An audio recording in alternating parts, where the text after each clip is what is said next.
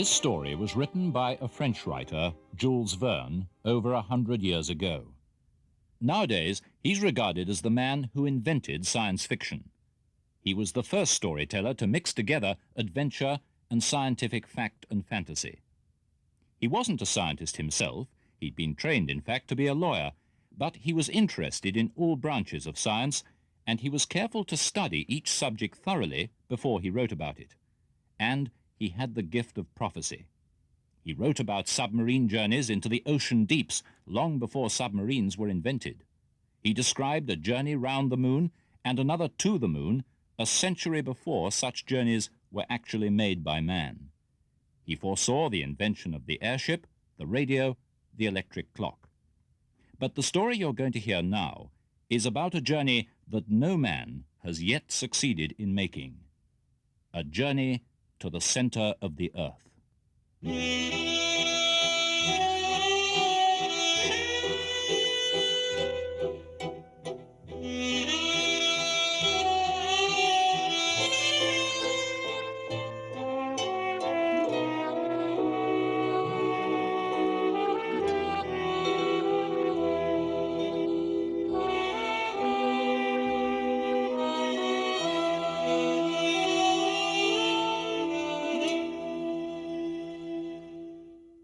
It seemed just an ordinary sort of Sunday morning. I had been pottering about among my rock specimens in my room in the little house in one of the oldest streets in the old quarter of Hamburg. I remember now, it was just coming up to lunchtime, and I was very much looking forward to Sunday lunch. I could smell the joints sizzling away in the kitchen.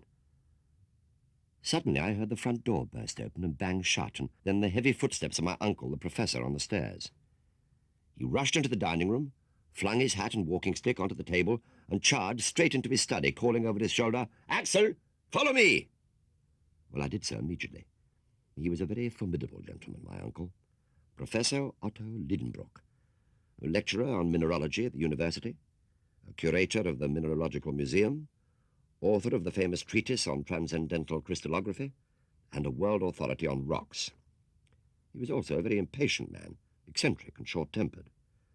But he was a kind man at heart. When I lost my parents, he took me into his home and looked after me, together with his goddaughter, Grauben, and trained me to be his laboratory assistant. I loved him, but I was also rather afraid of him, so I lost no time in following him into the study. I found him already ensconced in his big velvet armchair, poring over an old book. "Look at this," he said. "I found it this morning in Hevelius's bookshop. It's an absolute treasure. Look at it. You wouldn't think, would you, that it's 700 years old?" "What's it about?" I asked. This work is the chronicle of the Norwegian princes who ruled over Iceland. It's the Heimskringla of Snorre Turlsson, the 12th century Icelandic writer." "Really?" I cried, trying to sound enthusiastic. "Is it a good translation?" "Translation?" he roared. "What would I be doing with a translation? This is the original work in Icelandic." "I thought the type looked strange," I said. "Type?" he bellowed. "You great dunderhead, do you suppose there was any printing in the 12th century? It's a manuscript, a runic manuscript, written in the old Icelandic alphabet. Why, legend has it that this alphabet was invented by the great god Odin himself." There were times when I thought my uncle knew everything about everything. At that moment, as he was excitedly riffling through the pages, a small piece of parchment fluttered to the floor. "Hello, what's this?" he cried, picking it up and carefully unfolding it on the table. A dirty piece of parchment about 5 inches by 3 with a few lines of completely unintelligible script. We stared at the writing for a few moments. "Yes, these are runic letters, all right," said my uncle. "They're identical with those in the book. But what on earth do they mean? I can't make head nor tail of them. Yet they must be old Icelandic." He bent over the parchment, muttering to himself. A moment later there was a knock at the door, and Martha, the cook, put her head round and said, "The soup's ready, sir." "To hell with the soup," my uncle shouted, "and to hell with her that made it." Martha disappeared immediately. I ran after her, and hardly knowing how I got there, found myself sitting at the dining table. There were only 2 of us. Grauben was staying with some relations of hers for a few days. We waited several minutes. I was desperately hungry, and there was no sign of the professor, so Martha served the meal, and we ate heartily. "I've never known such a thing," said Martha. "The professor not at table for Sunday lunch? It means something serious is going to happen. Well, luckily for us, it didn't happen until we'd finished our meal. I just swallowed the last delicious mouthful when that stentorian voice summoned me back to the study. Axel!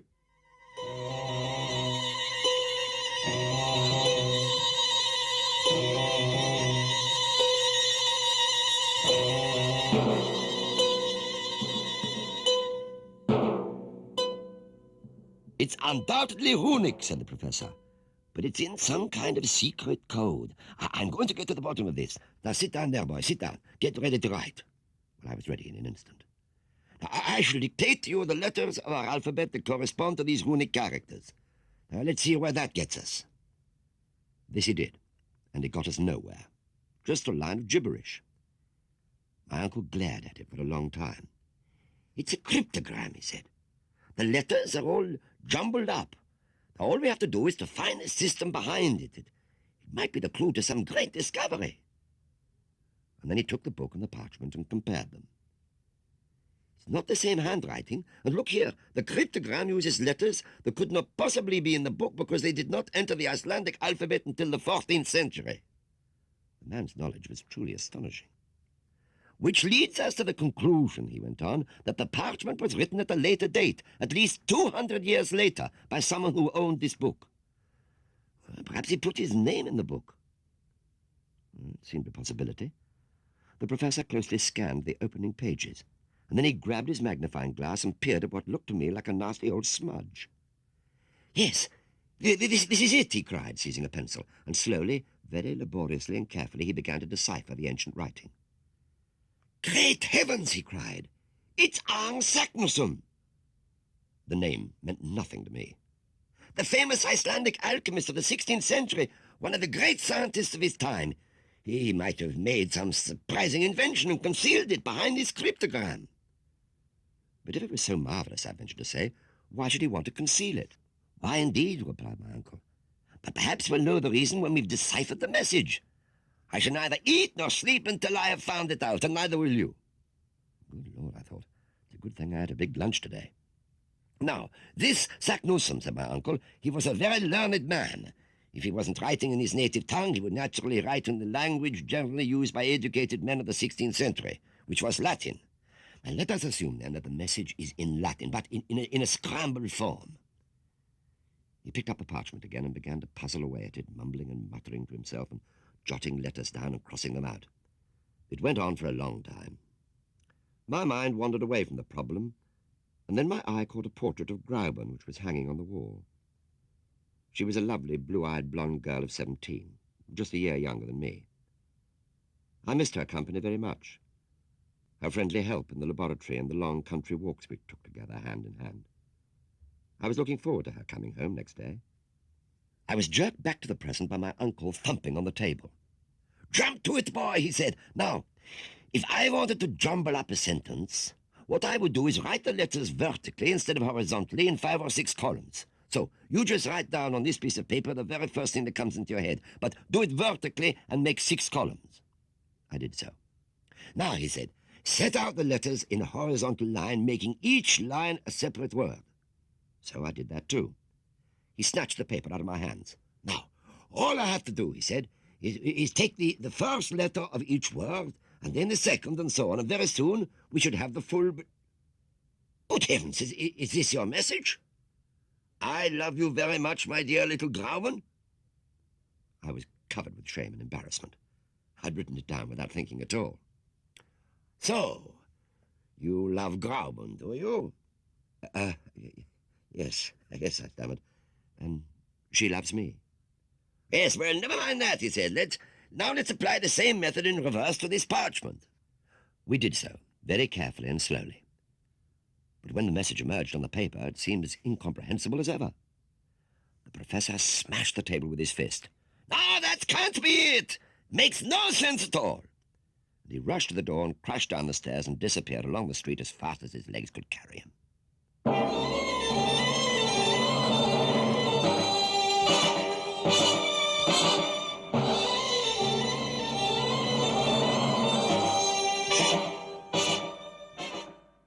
Where has he gone? Said Martha, running from the kitchen.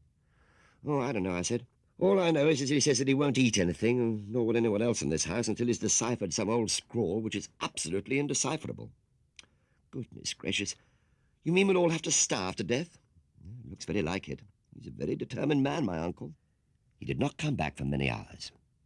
I did a little work in the laboratory and then wandered back into his study and stared a long time at the series of letters that I'd written down.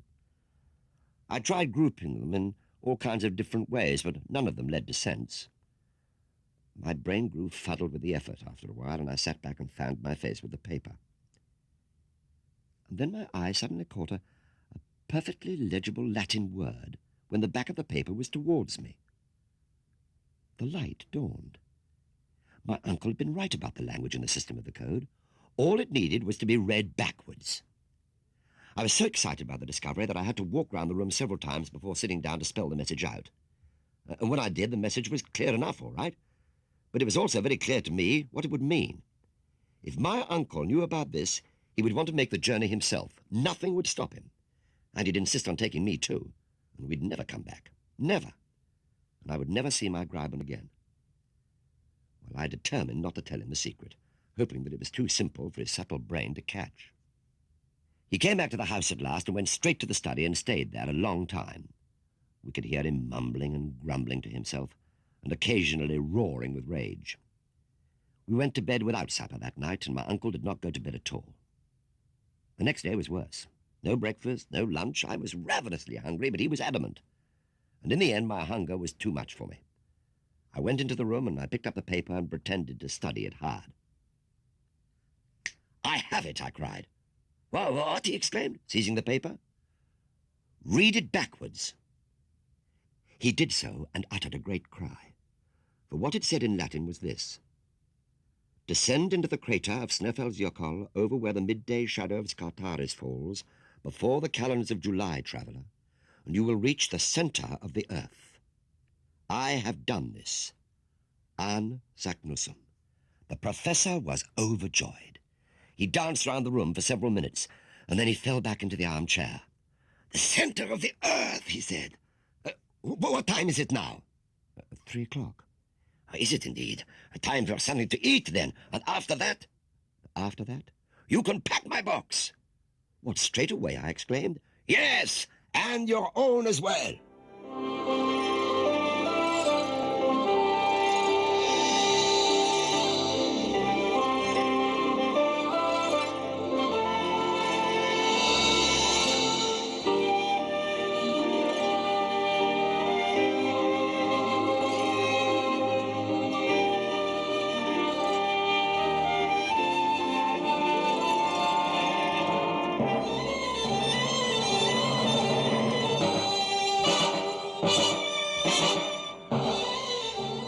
The professor was like a whirlwind, arranging the journey, buying a tremendous assortment of things, sorting out his university affairs, barking out orders in all directions, but chiefly mine. Well, I did all I could to persuade him to give up the idea, but he crushed my every argument like a steamroller. He worked it all out. The Sneffelsjökull of the message was a volcanic mountain in Iceland about 5,000 feet high. The volcano was said to be extinct, or at any rate it hadn't erupted for 600 years or so. The other strange name in the message, Scartaris, was the name of a neighboring summit. All we had to do to find the entrance to the center of the earth was to get ourselves to the top of Sneffels by the last week of June, the calendars of July, and let the shadow of Scartaris point the way. "Nothing could be clearer," said my uncle, hopping from one foot to the other in his excitement. It seemed clearly terrifying to me. "But we must lose no time," he went on. "It's already the end of May. If we are not there in 3 weeks' time, we shall have to wait a whole year to begin the great adventure. Heaven knows who might have discovered the secret by that time." That was his only fear, that some rival scientist might find out about it and get there before him. He made me swear total secrecy. So we waved farewell to Martha and my Greiben, who thought I was the bravest young fellow in the world. I had to give her some idea of what was afoot, and she promised to tell no one. Then, with our astonishing array of boxes, rope ladders and grappling irons and pickaxes, water bottles and biscuits and meat extract, scientific instruments of every kind, guns and gunpowder, a medicine chest, spare boots and maps and money, provisions, it seemed, for every possible emergency, with all this luggage, we made our way to Copenhagen. The journey was a nightmare to me. Every night I dreamt of falling down a dark and bottomless pit into a sea of boiling metal. Every day I hoped something might happen to halt our progress or delay it or change my uncle's mind, but nothing came to the rescue. My uncle went straight to the harbour and found a Danish schooner loading for the voyage to Iceland. We had to wait 5 days before she sailed, and every day my uncle took me to the top of the highest church spire in the city and made me look down. "You must get used to it, my boy," he said. I think I did, a little, but it made the nightmares more vivid than ever. I had my revenge, though, on the voyage. I found that I could actually enjoy the rough Atlantic waters while my poor uncle was very sick indeed and spent the entire voyage in his cabin. But once on dry land again, at Reykjavik in Iceland, he was all bustle and confidence once more. He hired horses and a guide, a big, strong, silent man called Hans, a man of stolid, unshakable calm. And then we set off on the long march round the coast of the mountain. We could see Sneffels from a long way off, rising steeply from the sea and dominating the prospect. My uncle's excitement mounted as we approached, and so did my despair. It was a long, hard slog to the rim of the volcano. We had to hire local porters to carry the boxes, but at last we got there. It was late, 11 o'clock at night, but I saw the midnight sun low on the horizon before I fell into one of the best sleeps I'd had for ages.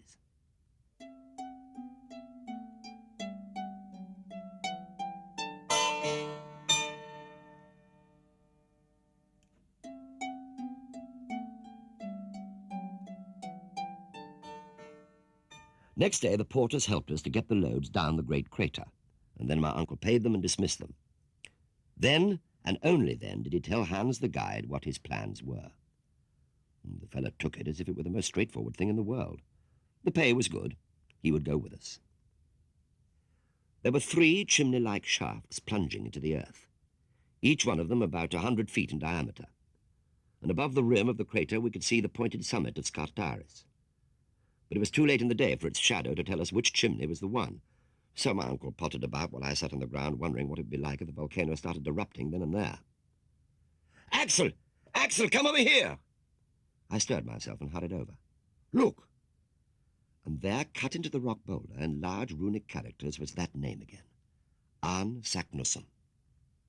Of course, the discovery delighted him. All it did for me that night was bring back the bad dreams again. But next morning, though, it was my turn to be delighted. The weather had changed. It was grey and cloudy. There was no chance of any indicating shadow from Skartaris. If only the weather would stay like this for a week, I might yet be saved. Well, it did its best. One dull day succeeded another. My poor uncle was in a continuous torment of frustration and impatience. Hans settled himself comfortably and did nothing at all. I kept my mouth shut and my hopes alive. But on the 5th day, the weather changed again. The sun broke through and poured its rays into the crater. Throughout the morning, the shadow of Skartaris crept closer, and at precisely midday, it touched the edge of the central chimney. "Right, this is the one," cried the professor. Now for the center of the earth." I looked at Hans. "Vorut," he said. "Forward," said my uncle. It was 13 minutes past 12 on Sunday the 28th of June, 1863.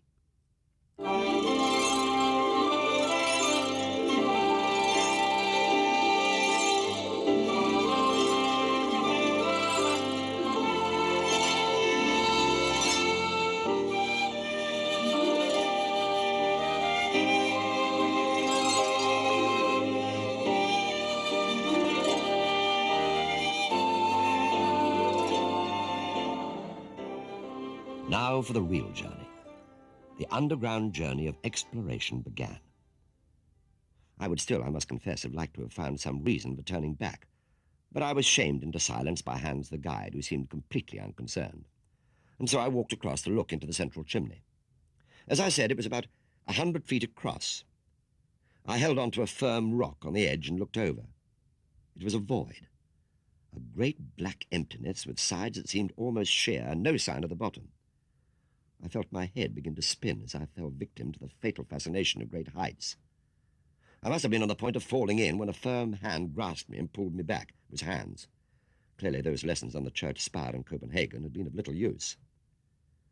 While I sat there recovering, I watched my uncle uncoiling a 400-foot rope. He dropped one end into the abyss and let about 200 feet run out. And then he looped the center of the rope over a large boulder.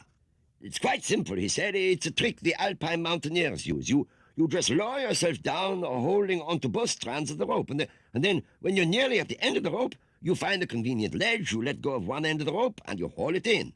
Then you repeat the process and go on downwards. It's absolutely safe, if you don't let go." "Well, what are we going to do about all the baggage, though?" I asked. "Ah, that's simple, too," he replied. "All the fragile stuff will go down on our backs, and all the rest, clothes and ropes and the like, go down by themselves." What do you mean, Uncle?" Instead of answering, he showed me. Everything that was not breakable was tied into a single big bundle, and then he simply picked it up and threw it down the hole. Well, I watched in horror. It seemed an age before a distant thud announced that it had reached the bottom. "Right, our turn now," said the professor. I think this was the first time that I gave myself up for lost. Hans went first, Uncle second, and I came last, clinging to the doubled rope like grim death and scrabbling about with my feet to find ledges and take the strain off my arms. It was slow going at first, but gradually I gained in confidence and even began to enjoy it a little. It was hard work, and we were all concentrating. No one talked. Just occasionally Hans said, "Be careful here. The rock's loose." For the rest, the only sound was our panting and the clatter of dislodged pebbles. The Alpine technique with the rope worked perfectly. Gradually, as we descended, it grew darker. The sky above seemed further and further away. The chimney was getting narrower. We climbed steadily, only resting while the rope was being hauled in. It works all right for going down, I thought, but how on earth would we ever get up this way again? I was counting the rope lengths. I was halfway down the rope for the 14th time when I heard a cry from Hans below me. I slithered down quickly and landed with a bump at my uncle's feet. "Well, we've arrived," he said. "Where?" "At the bottom of the chimney." "Is there any way on ahead?" I asked. "Oh, yes," he said. "I can just make out a slanting corridor away to the right. We'll investigate that tomorrow. Now we will eat and then sleep." "Oh, it wasn't too bad, Uncle, when you get used to it, was it?" I said. "No, Axel," he replied. "But we haven't really started to go underground yet." "What?" I cried. "No, you see, we descended to about 2,800 feet, and that's exactly how high we were above sea level when we started. So we're only at sea level now. Tomorrow we start to investigate the Earth's crust." With that comforting thought, I turned over to sleep. But just before I dropped off, I looked straight up and saw a star shining high above. By my calculations, it must have been Ursa Minor.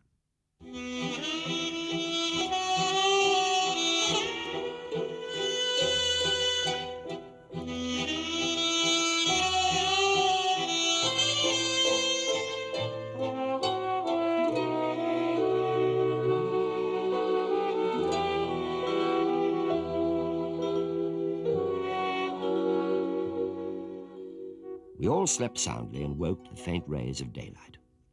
"Well, first of all," said my uncle briskly, "we must find that bundle we posted ahead of us." Yes, I'd forgotten all about that.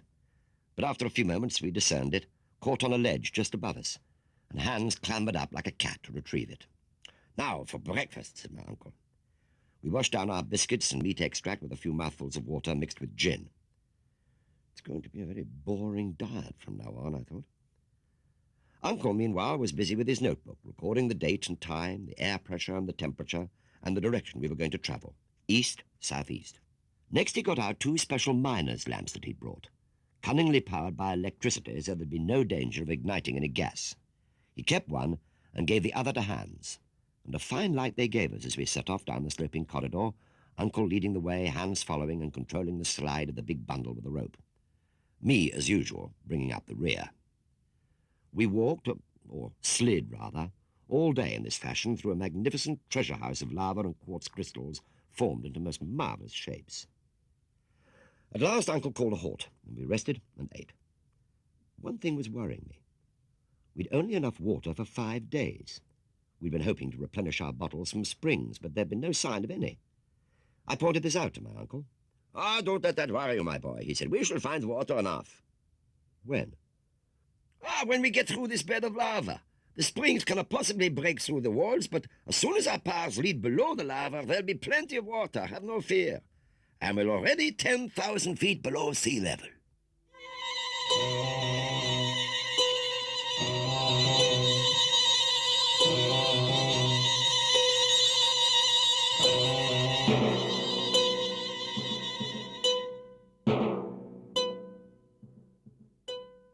Next day we continued down the sloping ramp until just after midday we reached a point where we had a choice of two ways onward, both of them narrow. And which was the right one? There was no indication of any kind, but my uncle clearly did not wish to seem to hesitate, so he pointed confidently to the eastern tunnel, and we set off along it. Now the slope was very slight indeed, and the tunnel was very narrow in places and low, so that we had to crawl and wriggle through. And then it grew larger again, and we made good progress. But there was still no water, and we didn't seem to be descending much. It was the same the day after, too. The way was almost level and sometimes uphill even. I grew very tired after a few hours of this, but had to keep going because they had the lamps and I had no wish to be left alone in the darkness. And then I noticed a change in the rock around. It was no longer lava, but deposits of schist and limestone and shale. It seemed clear to me that we'd taken the wrong path and left the granite mass and lava route of Sniffles. But when I suggested this to my uncle, he merely said, "You may be right, Axel, but we cannot be sure until we reach the end of this tunnel." "Yes, but we're running very short of water, Uncle." "I know, so we must ration ourselves from now on and push on as fast as we can." All next day we walked on without a word spoken. I think the others were beginning to feel as frightened and as thirsty as I was. And the same the next day, until evening, when we suddenly came upon a wall completely blocking all further progress. "Ah, well, so much the better," cried my uncle. "Now at last we know we're not on Saknusson's road, so we'll go back and take the other one." "As if we have strength enough," I said. "And why shouldn't we?" "Because tomorrow there'll be no water left." "And no courage either," he said with a stern look. I did not dare to reply.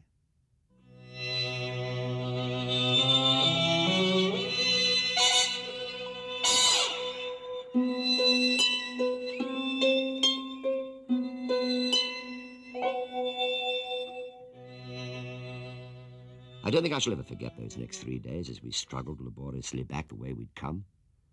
My uncle was angry. He knew it was all because he'd made the wrong decision. Hans showed no more feeling than at any other time, but I'm afraid I lacked the enduring spirit to stand up to this misfortune and moaned and complained all the way. We ran out of water on the first day of the return. After that there was only gin to drink. I couldn't bear the taste of the fiery stuff. I fell to the ground several times and hoped they would leave me there to die in peace, but each time they patiently revived me and got me moving again, and at the end of those 3 terrible, interminable days we found ourselves back again at the place where we'd gone wrong. Well, I could only lie there and moan through my swollen lips until I fell into a doze. I came to some time later with my uncle's arm around me. "Oh, my poor child," he murmured. I was very touched. It was completely against the character of the stern professor to display such affection. And then, to my amazement, he raised a flask to my lips. "Come, drink," he said. I looked at him stupidly, failing to understand. "Drink this. It's water." And he raised it to my parched lips. It was only a mouthful, but it was blissful. I could feel the wish to live surging back into my body. "Thank you, Uncle. Thank you. I saved it for you," he said. "It was the last I had." I was more moved than I could say. "We'll go back home now, Uncle, won't we?" I croaked. "Go back? Just when success is assured?" "Never," he replied. Then we'll all die down here." "No, Axel, no. You must go back and Hans can go with you, but I shall stay and continue the journey." "Oh, you can't go on alone." "I've started this journey and I mean to finish it or die in the attempt." "But there's no water, Uncle." "Now, listen to me, Axel, my boy. While you were lying here unconscious, I went and looked at the other route. It plunges straight down into the bowels of the earth. In a few hours, I promise you, it will bring us to the granite mass, and there we'll find water in abundance. Now, nobody knows more about rocks than I do, and I am absolutely sure of it. Now, listen to my proposal. You know that the great navigator Christopher Columbus asked his crews for just 3 more days to reach land. And those men, though they were sick and terrified, granted his request. And in those next days, they discovered the new world. I am the Columbus of these subterranean regions. I ask you only for 1 more day. if we do not find water, and that one day, I swear to you that we will return to the surface." Well, I knew how much it must have cost him to make this promise. And I knew how certain he must be that there was water there below us. "Very well," I said. "Do as you wish, Uncle. I'll go with you. And may God reward your strength of purpose."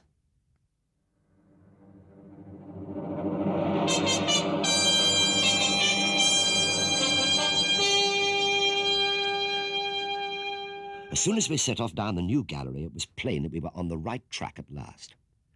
Our way lay through passages along which molten granite had once poured. And then we came to beds of schist and gneiss and mica schist. It was a massive, wonderful laboratory, glinting and sparkling in the lamp beams. Towards evening, this gave way to duller walls of hard granite. I'd been so fascinated by the display of minerals that for a while I forgot my thirst, but now the torment returned. My uncle strode untiringly on, listening for the murmur of water. But there was nothing. I staggered after them for as long as my strength held out, but in the end I collapsed unconscious. I don't know how long I slept, but I remember coming to, or half coming to, and hearing noises, and then seeing the rays of a single lamp, and I was aware that Hans the guide was leaving us. Was he betraying us now? It seemed incredible. But what was he doing?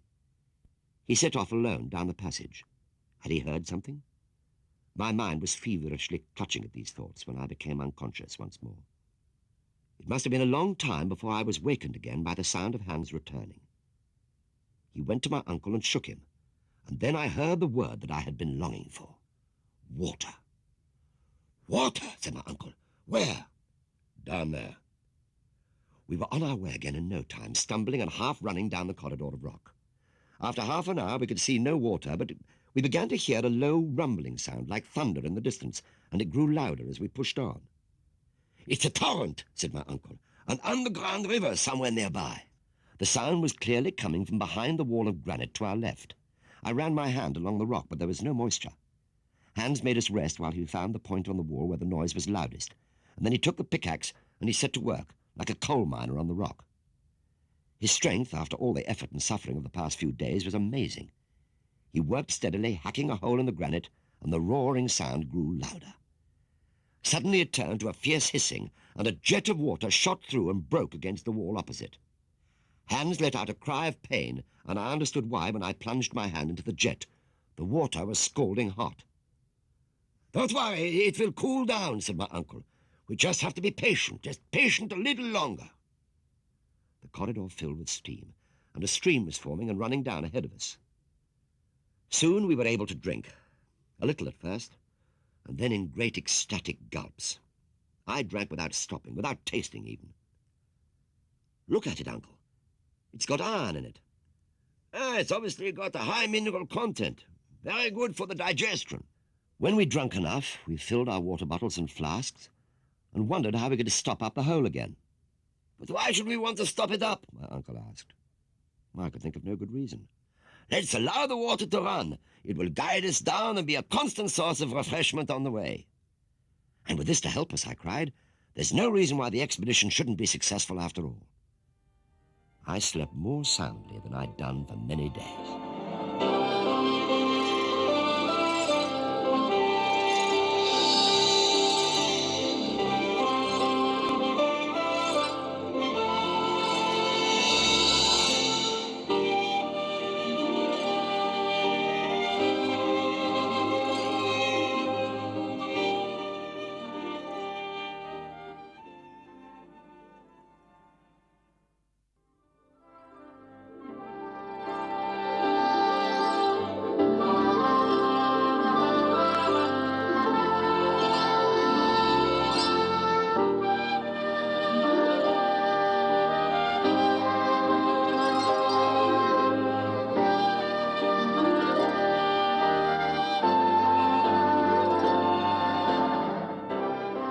I was the first to wake the next morning and roused the others with a shout.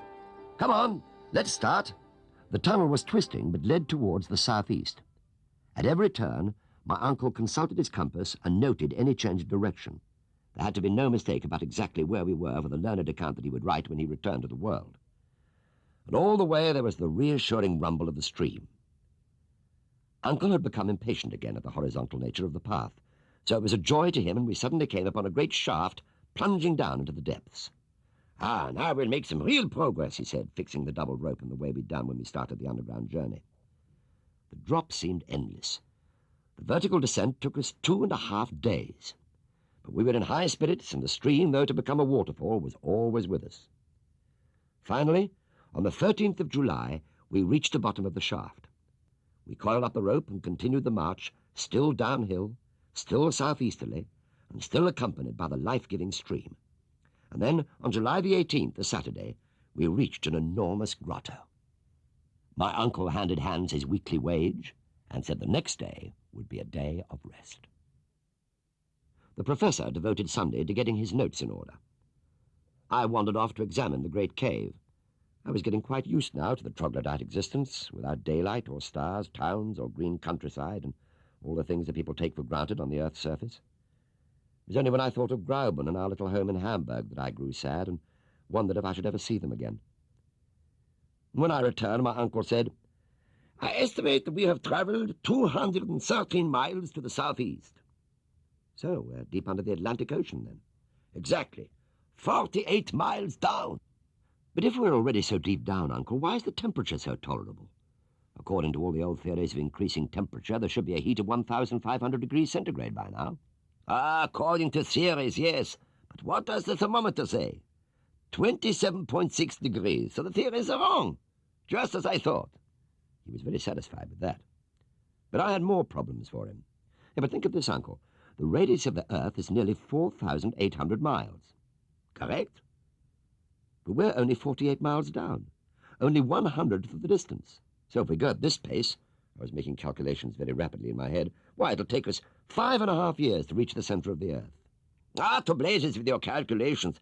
How do you know the path doesn't go straight to the center of the Earth from here on? And we have the word of Arne Saknussemm that the journey can be done." "I know, Uncle, but I'm entitled to—" "You're entitled to hold your tongue, Axel, instead of talking fanciful nonsense." I made no reply, and he returned to his notebook. The days that followed suggested that my uncle might be right after all. The slope was steep, close to vertical at times, and we relied a great deal on the skill and strength of Hans. What we would have done without that imperturbable pillar, I shudder to imagine. We certainly could not have managed without him. Day after day he solved the problems that arose before us without a word. Silence became a habit with us all. We moved inexorably on, each locked in the private world of his own thoughts. One day, August the 7th it was, I had one of the lamps and was forging on ahead of the others, walking almost automatically. The slope was gentle and easy. I can't remember what I was thinking about, but I can remember very vividly suddenly stopping and thinking how silent it was. I was absolutely alone. Must have been going too fast for them, I thought, or else my uncle has found something very interesting. I wasn't worried at first. I just turned round and set off back to meet them. But after 15 minutes or so, with still neither sight nor sound of them, I called out at the top of my voice. I heard the echoes of my shout reverberating for a time along the passage above me. But there was no answering call. "Now, you must keep calm," I said to myself, "and keep walking back. There's only one passage. You're sure to come across them." I walked on, beginning to feel uneasy. And then I thought of something. The silence around me was something new, something I hadn't experienced for many days. Why was this so disturbing? And then in a flash I realized. There was no stream. Somehow, somewhere along the route, I'd taken a different turning and parted company with the faithful water. I was utterly alone, buried alive miles down in the earth with no companions and no food and no water.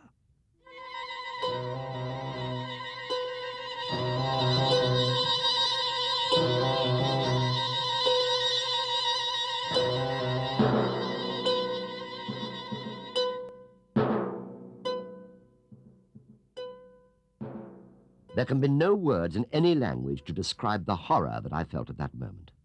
I was in despair, total, hopeless despair. There seemed no chance of escape or of rescue. If I'd so easily taken a wrong turning, how many might there be? I could be in a labyrinth of alternative ways. And how could I hope to guess where my companions were? Well, no doubt they'd be looking for me, but where? Lower down somewhere, perhaps, assuming that I'd gone on along the right path, or somewhere back there in the silent darkness, trying to work out where I'd gone wrong. How could I tell?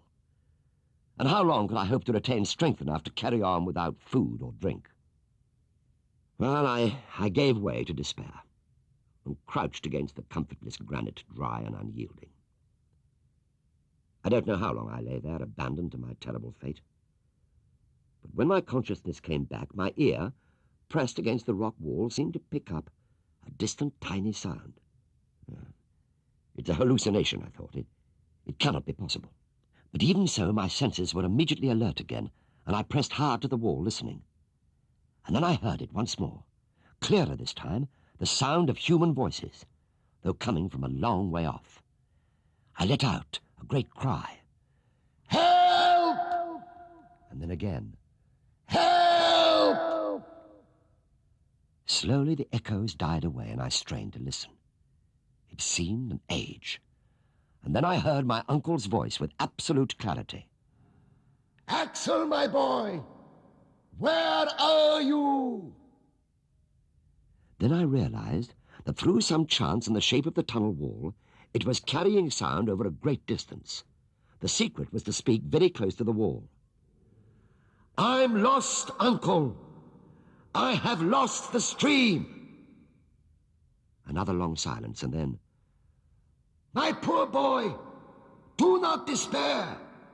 We can hear each other now, and soon we will be together again. But first, I said, we must know how far we are apart. You have your chronometer? Yes. Well, take it and say my name and note the exact second when you speak. As soon as I hear it, I will repeat the name. And when you hear my reply, note the exact second again. The time will tell us how far we are apart. Carefully, we carried out the plan. Axel, the total time was 40 seconds, which means that the sound took 20 seconds to travel between us. And so there are just under 4 miles separating us. 4 miles? That is not so far, my boy. But should I go up or down? Down. I'll tell you why. We are in a huge cavern, and many passages lead into it. I believe all the passages in this area radiate from here. So if you proceed downhill, you must find us. Very well, Uncle. I'm setting off now. Goodbye. Au revoir, Axel. Au revoir. And so I set off once more, stumbling and staggering where the path was steep, almost running when it leveled off. And then it grew steeper, but I still hurried, tumbling rather than walking. I had no longer the strength to stop myself. All of a sudden, the ground disappeared from under my feet altogether, and I plunged down a vertical shaft, bouncing off the wall, completely out of control.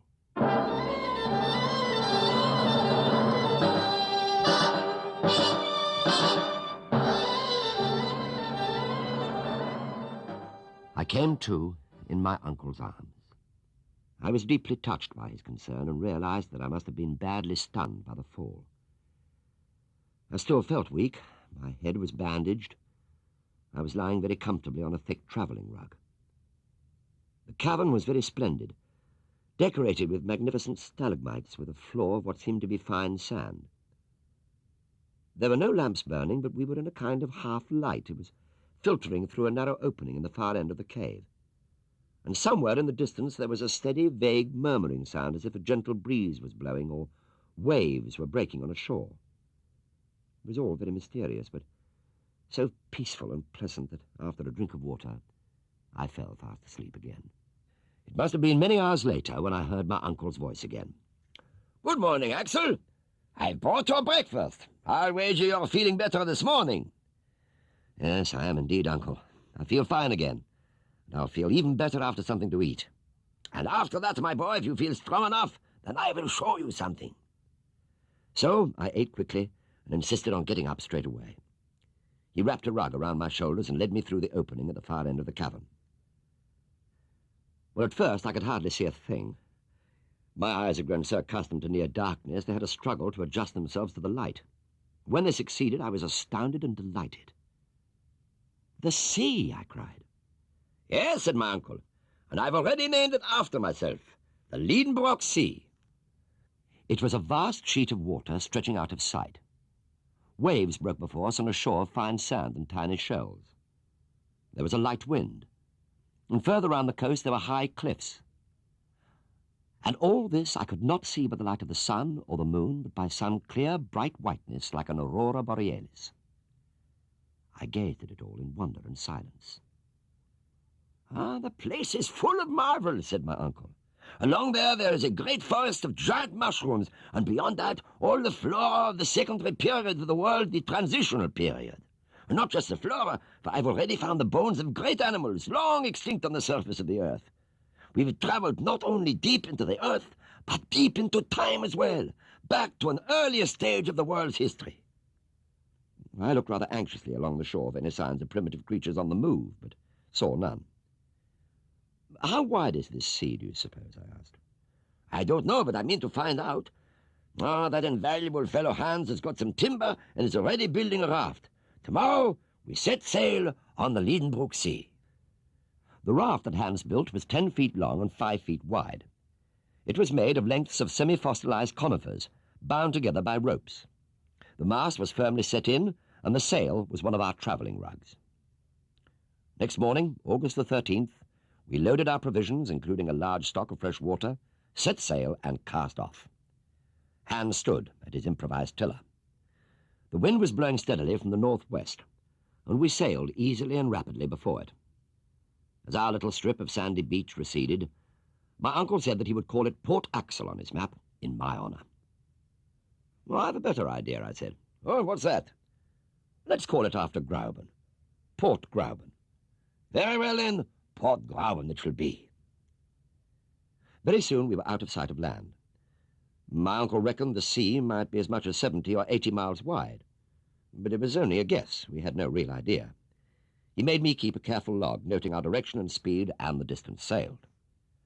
We cruised along before the wind steadily and peacefully. High above us there were clouds.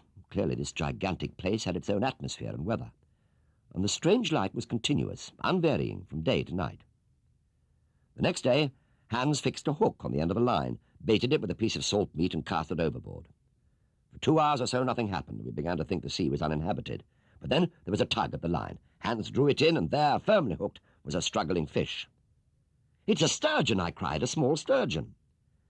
My uncle examined it closely. It had a flat head, and the front part of its body was covered with bony scales. The pectoral fins were fairly well developed, but it had neither teeth nor tail.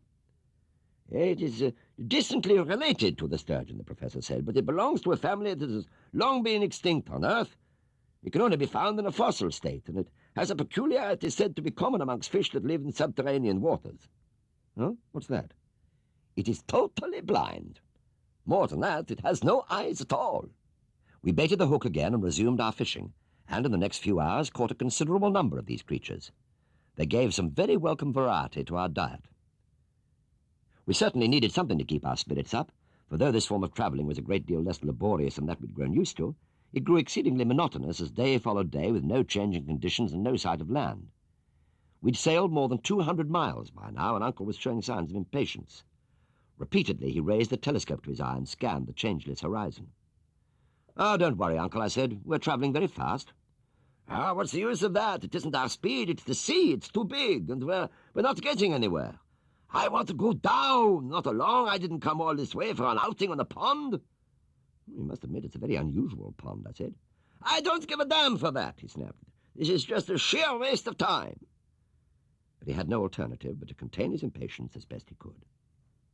We tried taking soundings, lowering our pickaxe on the end of a rope. But after 200 fathoms without reaching the sea bottom, we hauled it laboriously up again. One day, though, August the 16th it was, when I just recovered the pickaxe from another fruitless effort, Hans pointed to some deep imprints on the thick metal axe.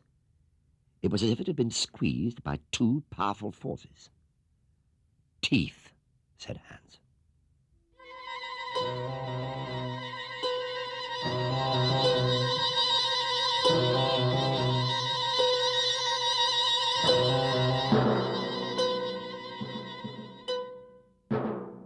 Hans was on watch that night, and we were sleeping when the raft was suddenly shaken by a tremendous jolt. "What's the matter?" cried my uncle. "Have we run aground?" Hans pointed to a dark mass rising and falling about a quarter of a mile from us, churning the waters violently. "It's a colossal porpoise," I said. "Yes, and there's a great sea lizard over there. And look at that giant crocodile. Look at those teeth." We seemed to be in the middle of a herd of marine monsters. Any one of them could have destroyed our little raft and us with it without effort. Our guns were clearly useless. We could only hold tight as the waters around us seethed and boiled. It soon became clear that two of the creatures were engaged in a furious fight. Then that, in fact, there were only two creatures, for one of them had the snout of a porpoise and the head of a lizard and teeth like a crocodile. "My God," my uncle breathed, "it's an ichthyosaurus!" "What's the other one? That serpent-like beast with a shell like a turtle." "Ah, that's a plesiosaurus." So we were privileged to witness this terrible battle from the distant past. They fought with indescribable fury.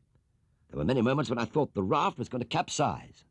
The fight seemed to go on for hours with unabated fury, and then suddenly they both plunged beneath the surface, leaving a great whirlpool in their wake. A few moments later, the serpent head of the plesiosaurus reared 30 feet above the waves, twisting and writhing in mortal agony, coiling and uncoiling, lashing the waves like a whip. The spray almost blinded us, but gradually its movement subsided, the contortions grew feebler, and we watched in silent amazement as the great mass stretched out, inert, on the settling waters. We sailed on then for many uneventful days until a great electric storm blew up. This lasted for 3 days. We'd no idea in which direction we were being driven. There was no chance of keeping records of any kind. It was all we could do to keep ourselves on board, and there was a time at the height of the storm when we had to lash ourselves and our supplies to the raft. When the fury abated a little, I fell asleep utterly exhausted. I was awakened by a new noise, like the sound of waves on rocks. I was still struggling to claw my way out of my sleep when I felt myself hurled into the water. And then the strong arms of Hans were round me, and I found myself lying on a sandy beach alongside my uncle. It was still raining hard, and we crawled to some overhanging rocks for shelter. Hans went back to rescue what he could from the wreckage of our raft. We slept. "Good morning, Axel. I trust you slept well." We sounded for all the world as if we were in our house in Hamburg at the start of a perfectly normal day. I opened my eyes to see that the storm was over. "You seem in excellent spirits this morning, Uncle." "Delighted, my boy, delighted. Now we're on land once more, we can get back to the real business and find a way of getting into the very bowels of the earth." Uncle, may I ask you a question?" "Certainly, my boy." "How will we ever get back again?" "Get back? You mean you're thinking about the return journey before we've even got to our destination?" "Well, I only want to know how you're planning to manage it." "In the simplest possible way, my dear boy. Once we have reached the center of the globe, we shall either find some new route to the surface, or we shall return by the way we have come. I don't suppose it will close up behind us." He really was the most extraordinary man.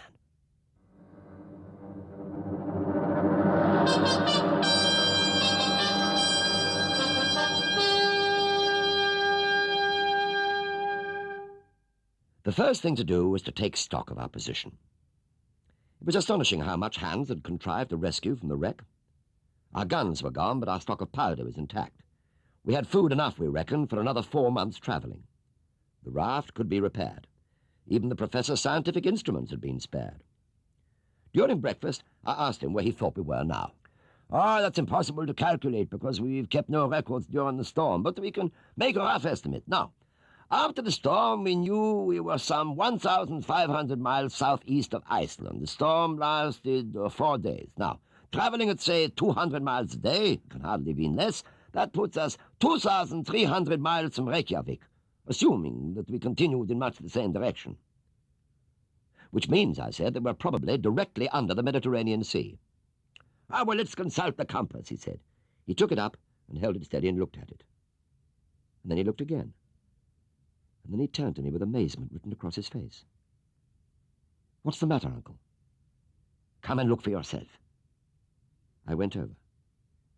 The needle pointed in exactly the opposite direction to that which I expected. I shook the compass and examined it, but there was nothing wrong. I tried it again. The result was the same. The conclusion was unavoidable. The storm had changed the wind direction. We had been driven back the way we had come and landed somewhere on the very shore that we left all those days ago. At first, my uncle was stupefied by the realization. Then he was furious. But he soon regained control of himself. "So," he said, "fate is playing a game with me, is it? All the elements are in league to foil my purpose. Well, I'll show them who it is they are dealing with. I will not give in. I will not retreat 1 inch. We shall see who will get the upper hand in the end, man or nature." Well, I did all I could to try and talk him out of the idea of undertaking a second voyage, but he'd made up his mind. He ordered hands to prepare the raft and decided in the meantime that he and I would explore the land around us.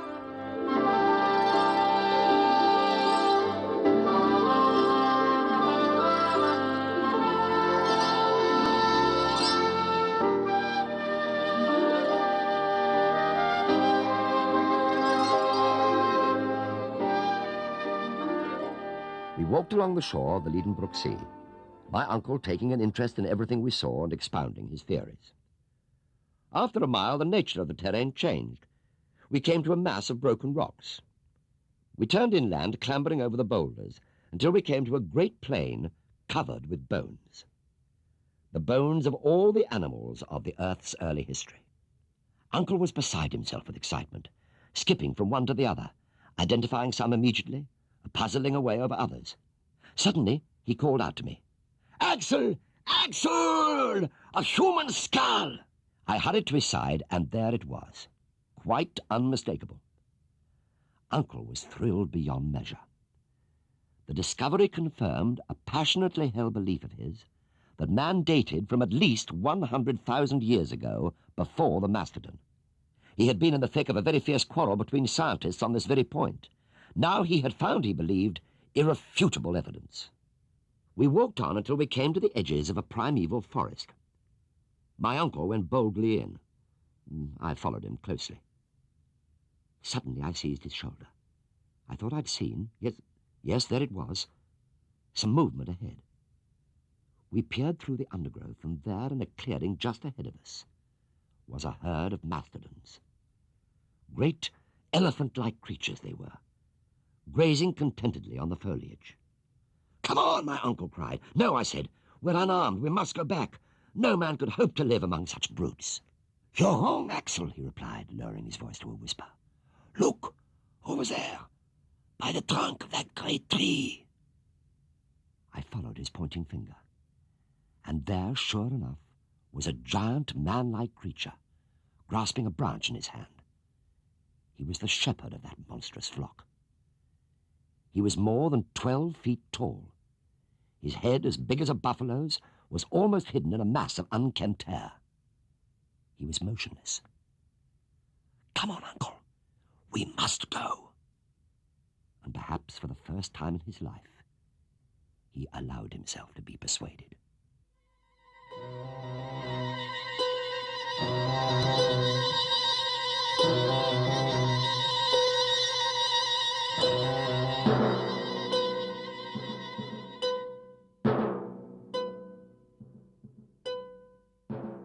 On the way back to the coast, we were both silent, fearful of making too much noise, pondering the marvels that we'd seen. Had it been a man, or was it, as seemed more likely, some distant relation of ours sharing a common ape-like ancestor? We came to the great tumble of boulders again, with the sea beyond. And as we were crossing them, my uncle suddenly veered to the right and scrambled up on a great granite block. He ran his hands over an area where the rock had been scarred and cut, as if it had been carved with a knife. "A.S. A.S., he cried. The initials, A.S. Arn Saknusum. What a genius that man was! He neglected nothing that would point in the correct path for those who followed him." And behind the boulder, we found the entrance to a dark tunnel. We could not investigate as we had no lamp with us, so we hurried back to the raft, found everything ready, and sailed it along the coast to tie up just beneath the cave. The 2 lamps were lit, and I climbed up ahead of the others. The opening was roughly circular, about 5 feet across. The tunnel itself was smoothly bored, presumably by rocks forced up through some great eruption.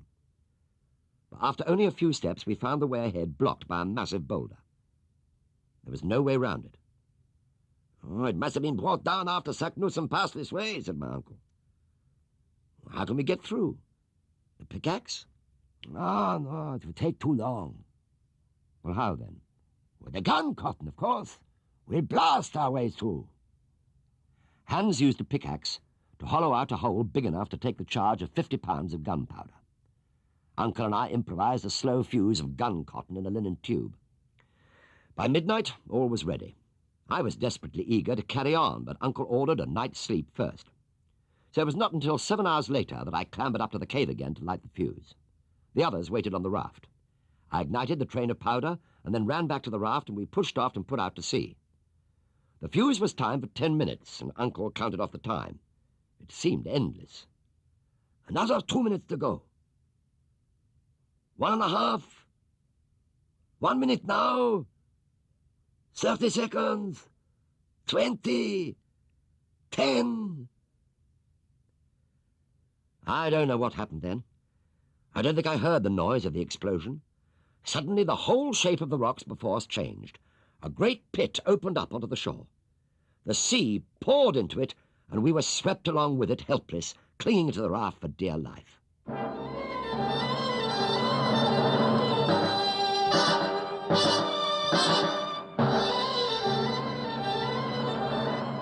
The events of the hours that followed are still confused in my mind.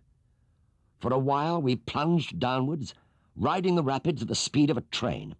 Only 2 things saved us from disaster: the sturdiness of our little craft and the fact that the tunnel that we had entered was very wide. If we'd hit the walls, we would have been dashed to pieces. Then suddenly the uproar around us ceased, and the motion changed. We were going upwards. "We're in a volcanic shaft," said my uncle.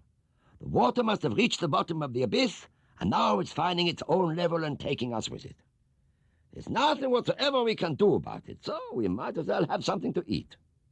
I searched the raft in the total darkness, but our provisions had all been swept away. And then I noticed something else. It was getting rapidly hotter. I was sure that we were lost. I said to my uncle, "If we're neither drowned nor crushed, and if we don't starve to death, we may still manage to be burnt alive." "Ah, don't give up hope," he replied calmly. "What? You still think there's a chance of escape?" "Yes, I certainly do. As long as this heart of mine goes on beating, I cannot admit that any creature endowed with willpower need ever give way to despair."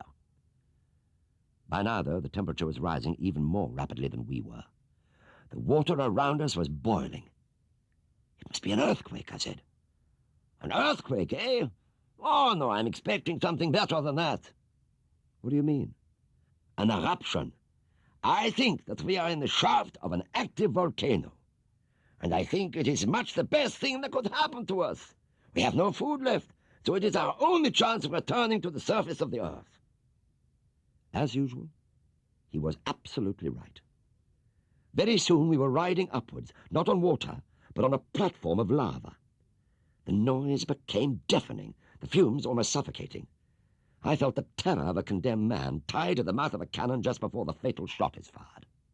For most of the time there was such chaos and confusion it was impossible to tell what was happening. Occasionally the upward rush would stop for a few minutes. "Oh, don't worry," said my uncle. "The lull is only temporary. This is a volcano with an intermittent eruption. We'll be on our way again soon." And again he was right. I have no idea at all what happened in the end.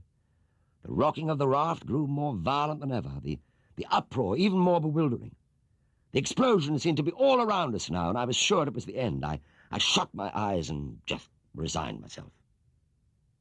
But then I was aware of a sudden great calm. I opened my eyes and was almost blinded by the light.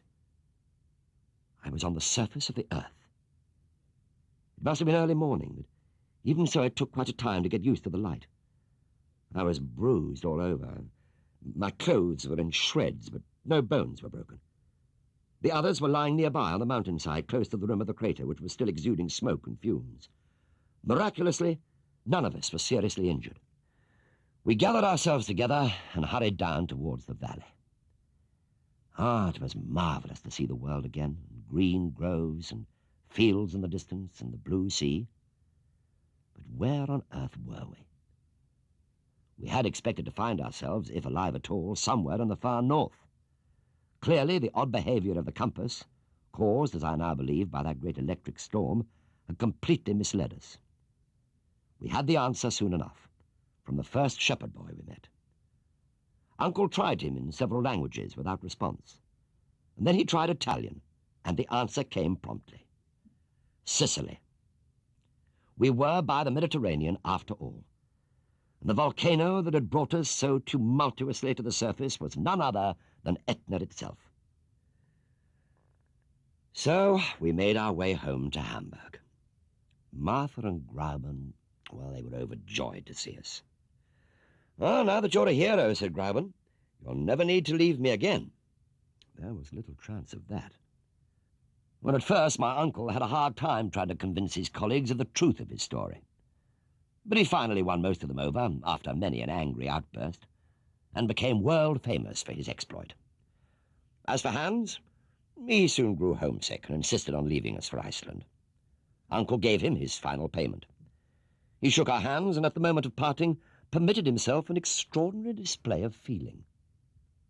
He smiled.